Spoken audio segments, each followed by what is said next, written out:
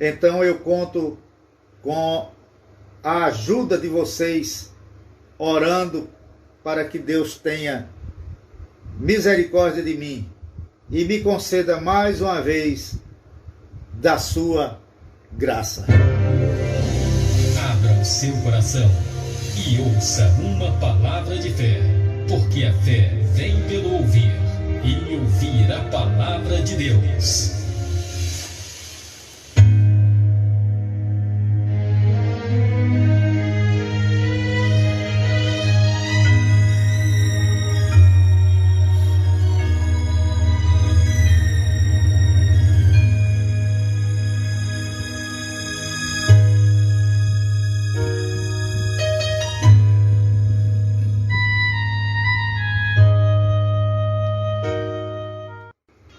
Dependendo da graça dele, eu me coloco aqui com toda a humildade que eu tiver em mim, pedindo que ele olhe com seu olhar de misericórdia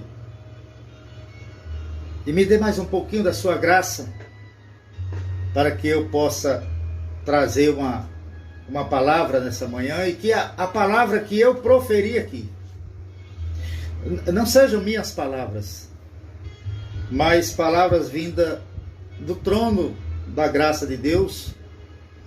E quando ela vem desse endereço, do trono da graça de Deus, ela não volta vazia. Não são palavras levadas ao vento, não são palavras perdidas no tempo, não. Palavras que vêm do trono da graça de Deus. Ela sempre vem na hora certa, no momento certo, do jeito certo, e alcança a pessoa certa. Por isso a palavra que vem do trono, ela transforma, ela cura, ela traz benefícios para a nossa vida, para a nossa alma. Portanto, ela não volta vazia. E se ele me alcançar com a sua graça, eu tenho certeza que as minhas palavras servirão para isso, para edificar, para fortalecer, pode até servir para corrigir a mim, porque elas têm endereço certo. Eu quero fazer uso de um texto da Bíblia Sagrada, segundo escreveu, Mateus escreveu, Marcos também, e João também deu testemunho desse acontecimento, desse episódio do capítulo 14, versículo 22, caiu aqui o marcador, capítulo 14, versículo 22, onde esse texto nos fala de que Jesus anda por cima do mar. Jesus anda por cima do mar. E logo ordenou Jesus que os seus discípulos entrassem no barco, foi ordem de Jesus, e fossem adiante para a outra banda, para o outro lado, enquanto despedia a multidão. E Jesus ficou lá na praia, se despedindo das pessoas que ele estava ensinando, pregando, e despachou os discípulos. Olha, entra no barco, passa para o outro lado. E despedida a multidão, subiu ao monte para orar à parte. E chegada já a tarde, estava ali sozinho. E o barco estava já no meio do mar, açoitado pelas ondas, porque o vento era contrário.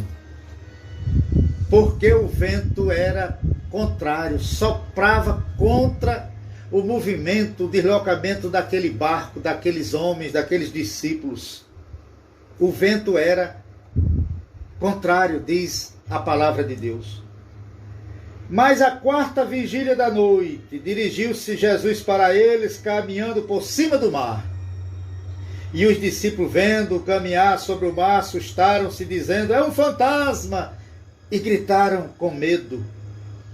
Jesus, porém, lhes falou, dizendo: tende bom ânimo, sou eu. Não temas, não temais, sou eu. Por que tanto grito? Por que tanto medo? Jesus, porém, lhes falou, dizendo: tende bom ânimo, sou eu, não temais. E respondeu-lhe Pedro e disse: Senhor, se és tu... Pedro sempre duvidando também. Se és tu, Senhor, manda-me ter contigo por cima das águas. E ele disse: vem. E Pedro, descendo do barco, andou sobre as águas para ir ter com Jesus. Mas, sentindo o vento forte, teve medo.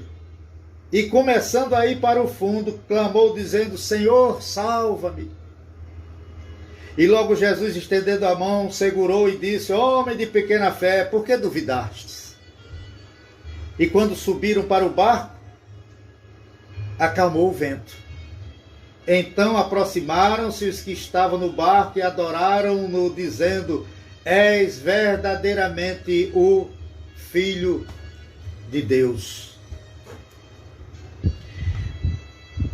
Dois trechos desse texto que eu li me chama a atenção. Rosimeire já está dizendo: eu não devo temer. Não temerei. Deus está no meu barco. Deus está no meu barco. Estavam à beira da praia, Jesus estava ensinando, estava pregando, mas quando terminou, a Jesus disse: olha, entra no barco, passa. Foi a ordem dele. Foi a ordem dele. E quando ele dá a ordem, fique tranquilo. Fique tranquilo. Ele deu a ordem aos seus discípulos: entra no barco, passa para o outro lado. Muito obrigado, meu querido Edson Andrade. Passe, foi a ordem dele, passe para o outro lado. Pode ir navegando. Foi a ordem dele. Ele queria que os discípulos estivessem ainda lá do outro lado do lago, do grande lago de Genezaré, que eles entendiam e tinham como um grande mar. E começaram a remar, começaram a caminhar, começaram a navegar. E diz o texto da Bíblia Sagrada de que eles já estavam distantes, eles já estavam com uma distância já considerável, quando de repente se abate sobre eles, sobre aquele mar, uma grande tempestade. Tá? Tempestade de vento. Acontecem diferenças de temperaturas naquela região, e quando sai das montanhas, que chega com o clima, encontra outra massa de ar dentro, acontecem essas tempestades. E é de repente, não tem como prever, é de repente. E já era noite, e lá estavam eles apavorados com aquela situação. Apavorados com a situação. O barco estava já no meio do mar, açoitado pelas ondas, porque o vento era contrário. O vento era contrário. Eu quero me referir e me dirigir a você que talvez o barco da sua vida esteja parecido com essa situação. Esteja numa situação semelhante a esta. Ora, eu comecei a navegar, as coisas vinham tão bem, o barco ia deslizando sobre a água, e de repente me veio essa tempestade. E muitas vezes a gente se põe a pensar e a indagar e a perguntar, às vezes, a nós mesmos: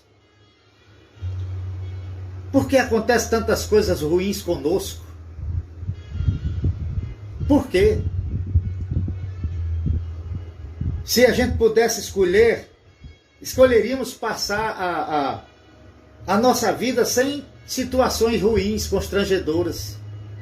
Não é verdade? Mas, infelizmente, ou em alguns casos eu digo felizmente, né? Em alguns casos, felizmente, acontecem coisas das quais nós não gostaríamos, né, que acontecesse na nossa vida. Às vezes vem uma tempestade em que a gente fica doente, vem a doença, estava gozando de saúde, estava tão bem, mas abateu-se. Eu fui ao médico e ele ficou desanimado. As coisas iam tudo muito bem, mas abateu-se essa tempestade na minha vida, veio a doença. As coisas iam muito bem, mas eu acabo de perder um ente querido da minha família. As coisas iam muito bem. O barco ia navegando em águas tranquilas e me abateu agora a tempestade do desemprego. Não é verdade? Às vezes somos assaltados. Às vezes sofremos acidentes. Ok, meu irmão Dantas? Um abraço. Fica à vontade, querido. Às vezes sofremos acidentes ou outras coisas que não queríamos que acontecesse na nossa vida. Poderíamos até ficar citando outros e outros exemplos, mas não é o caso. É 9h22. Eu não quero me alongar. Eu tenho que aprender a remir o tempo. Eu gasto muito tempo.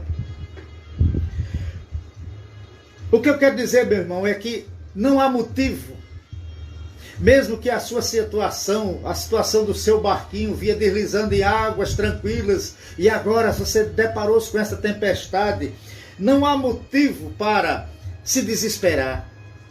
Não há motivo para você ficar angustiado, desesperado, achando que é o fim do mundo. Pois Deus sempre está conosco. Deus sempre está com você e nele nós podemos buscar o auxílio. Nele podemos buscar o consolo, buscar o conforto que nós necessitamos. O que precisamos fazer é buscá-lo cada dia mais, constantemente, diuturnamente. Buscá-lo para sermos fortalecidos. Buscá-lo através da leitura da sua santa palavra. Nós temos ultimamente sendo, acho que igualmente pecadores nesse sentido, de lermos pouco a palavra de Deus. São muitos evangélicos, são muitos crentes, são muitos que eu faço parte do povo de Deus, mas nós não lemos a sua palavra. Nós não lemos. Eu leio, mas eu gostaria e tenho necessidade de ler muito mais. Muito mais. Então a gente se fortalece junto a Ele, lendo a sua palavra. Tendo o hábito diário da leitura da Bíblia. O hábito diário da oração. Nós oramos pouco. Ficamos dando desculpas. Porque o tempo é... por isso, é por causa do trabalho. Por causa da família. Porque eu tenho isso. Eu tenho isso, tenho aquilo outro. Não, nós não oramos porque nós não temos interesse de orar. Nós não acreditamos na oração, porque se nós acreditássemos na oração, nós vivíamos constantemente em oração. Eu não vou pedir desculpa não, nem perdão, pela franqueza, pela sinceridade. Nós não oramos, nós oramos pouco, porque nós não valorizamos, não acreditamos na oração. Precisamos ler a palavra, precisamos orar e precisamos, para o nosso fortalecimento, conversar com pessoas experientes, pessoas de Deus, pessoas maduras, pessoas que têm conhecimento da palavra. Procurarmos sim o profeta de Deus. Tem muita gente que troca o profeta facilmente. Não, eu vou por aquele mais jovem, porque o mais jovem às vezes não dá certo no caminho. Né?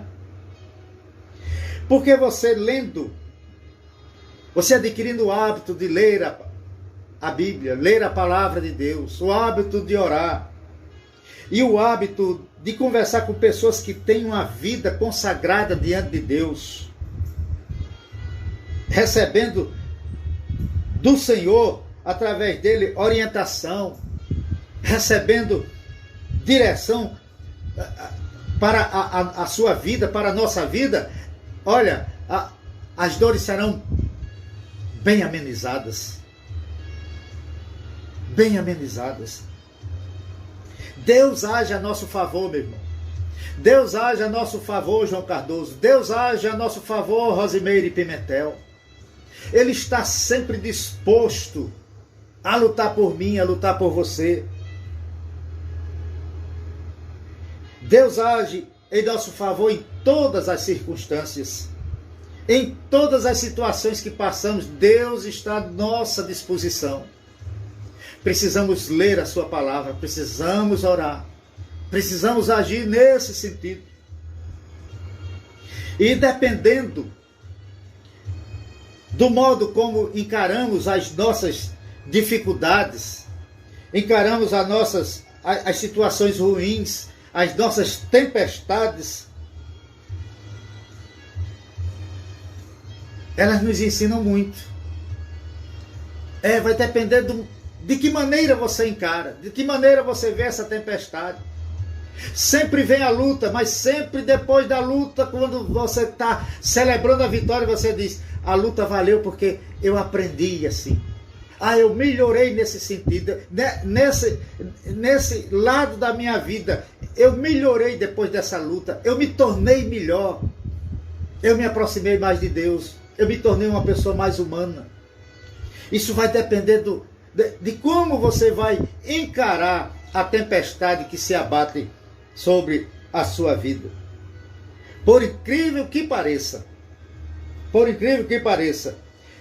essa dificuldade, essas tempestades, elas podem ajudar em nosso crescimento espiritual. O versículo diz: e o barco estava já no meio do mar, açoitado pelas ondas, e o vento era contrário. E o vento era contrário. Quando você estiver passando por situações desfavoráveis, quando você estiver enfrentando a tempestade da sua vida, as ondas açoitando o seu barquinho, não tente resolvê-las baseado na sua inteligência, baseado na sua sabedoria, baseado na força do seu braço, resolver por conta própria. Não, tenha calma, mas busque a orientação divina. Procure conversar com Ele, procure conversar com aquele que fez o mar, que fez o vento, que fez a tempestade. Procure se aproximar dele. E se a gente começar a reparar nesse sentido a nossa vida de aproximação, de dependência dele, você vai observar que a tempestade vem, mas ele vai dar ordem e o mar se acalma. Ele deu ordem. Quando ele disse: vem, Pedro. Aí Pedro começou. Estava no meio da tempestade ainda. A tempestade não tinha passado. E Pedro já estava, por ordem dele, andando sobre o mar. O mar revolto. Mas Pedro estava andando. A tempestade não tinha passado. Nos diz o texto. E quando subiram para o barco, acalmou o vento. Quando Jesus e Pedro subiram, os dois subiram ao barco, acalmou. Chegou a calmaria, diz a nossa irmã Rosimeire. chegou a calmaria. Tudo ficou tranquilo. Tudo ficou tranquilo. Calmo, o vento aquietou-se, as ondas se desfizeram. O mar revoltoso passou a ser tranquilo. Então, o versículo 27 diz, 33, o versículo diz, então aproximaram-se os que estavam no barco, todos aqueles discípulos que estavam, aquela tripulação, toda aquela lotação, eles se aproximaram dos outros e adoraram a Jesus e disseram, és verdadeiramente o Filho de Deus. És verdadeiramente o Filho de Deus. Observem, eu marquei aqui, eu grifei. Adoraram. Adoraram. E eu pergunto, você tem motivo de adorar Ele hoje? Você tem algum motivo para adorar Ele hoje?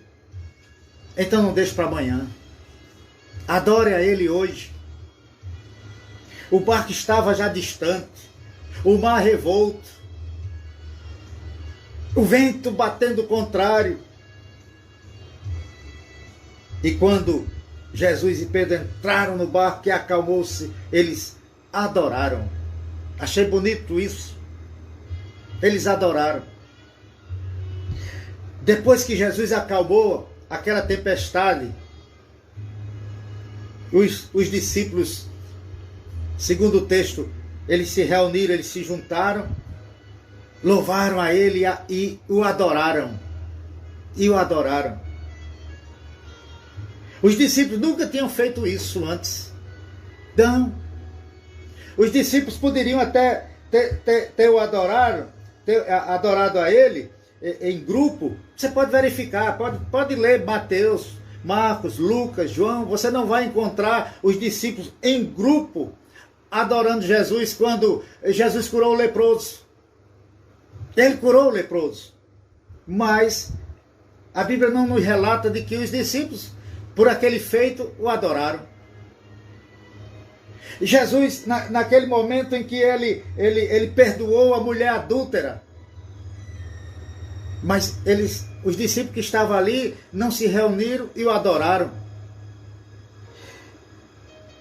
Quando ele pregou às multidões, ele estava na beira da praia.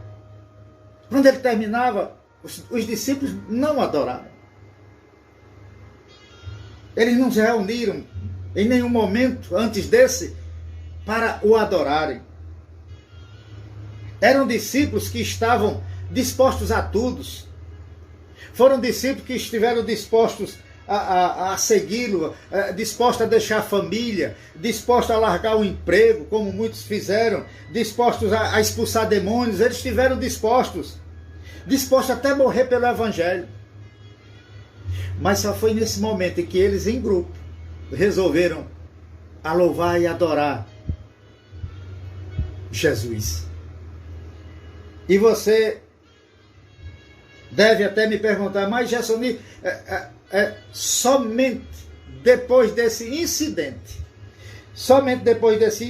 no mar, que eles realmente, em grupo, se reuniram e adoraram a Jesus.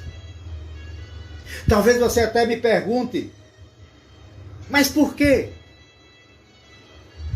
Por quê? Ele já tinha feito tantos milagres, tinha realizado tantos milagres e nunca tinha acontecido daqueles discípulos todos em grupo reunir e adorar a Ele. Mas por quê? Eu vou ser simples na minha resposta. Já tem a sua resposta? Por quê que eles o adoraram? Observando aqui o texto, é porque dessa vez foram eles que foram salvos. Daquela outra vez era o leproso, da outra vez era a mulher, da outra vez era o cego, da outra vez era o paralítico, mas dessa vez eram eles. Foram eles que foram salvos. Dessa vez o pescoço deles, foi tirado do laço. Foi tirado do laço. E o corpo deles foi resgatado do abismo. Por isso eles reuniram-se, louvaram e adoraram. Eles o adoraram naquele momento, lá no barco, tranquilo. Agora estavam reunidos todos eles, louvando e adorando o nome do Senhor Jesus. Fizeram ali a única coisa que poderia ser feita, depois que a sentença de morte foi suspensa. Estavam decretada a morte deles, afogados, arruinados em meio mar, tragados pelas ondas. Era a sentença deles. Mas quando essa sentença foi anulada, ou seja, nas últimas horas, eles contemplaram o poder do Eterno, do Cristo libertador, do Cristo salvador, do Cristo que eles andavam com ele todos os dias, que concedia ali o perdão, né? Olha, vai ser perdoado, acabou a tempestade, vocês não vão morrer mais, está tudo calmo, pronto, está resolvido, calmaria no mar. Aí eles louvaram e o adoraram. Aí eu termino a minha fala, a minha palavra nessa manhã, fazendo uma pergunta a você. Você tem motivos para adorar? Você tem motivos para louvar a Deus hoje? Você tem algum motivo, olhando para a sua vida, olhando para você, olhando para o barco da sua vida, você tem motivo hoje de louvar a Deus? Você tem motivo de adorar a Ele na beleza da sua santidade? Oh, meu irmão, se a sua resposta for sim, eu tenho, não deixe para amanhã. Não deixe para amanhã. Adore a Ele na beleza da sua santidade. Hoje eu estava meditando a respeito desse texto, eu dizendo: ó Senhor, Tu que estás assentado do trono, me ajuda, ó Deus, a Te louvar. Eu sempre estou Te louvando, sempre estou Te adorando. Primeiro porque eu fui resgatado da morte. Ah, como eu tenho essa dívida de louvor e de adoração a Ele. Segundo, porque Ele tem sido comigo todos os dias da minha vida. A sua promessa tem se mantido de pé até hoje. A sua palavra não passa. Por isso tem sido sempre a minha oração é de louvor e de adoração. De louvor e de adoração ao seu santo nome. Que essa palavra, meu irmão, minha irmã, seja de norte para você durante essa semana. Que amanhã e que mais tarde, que depois de amanhã você lembre dela. Olha a pergunta que foi feita. Eu tenho motivos de adorar, eu tenho motivo de louvar, então eu vou louvar e vou adorar. Os discípulos foram necessário que viesse esse incidente lá no mar, para que eles, em grupo, adorassem a Ele. Não espere o próximo incidente. Não, adore a Ele na beleza da sua santidade, hoje e sempre. Que a graça do nosso Deus esteja com você, sempre com você, com sua família, em nome de Jesus.